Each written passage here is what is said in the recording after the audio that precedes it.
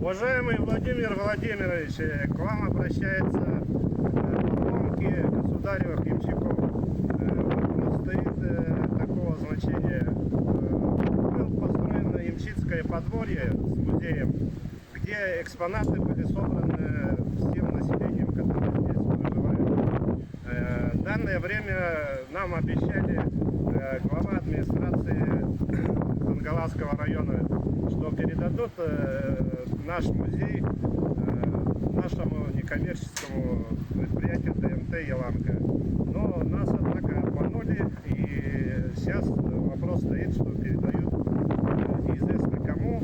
А мы, как потомки ямщиков, наиболее историю всю эту знаем, как жили государевы ямщики, история создания этой станции «Яланка».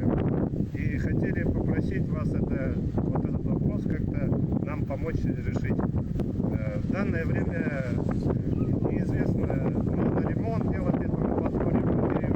Мы готовы все это сами сделать.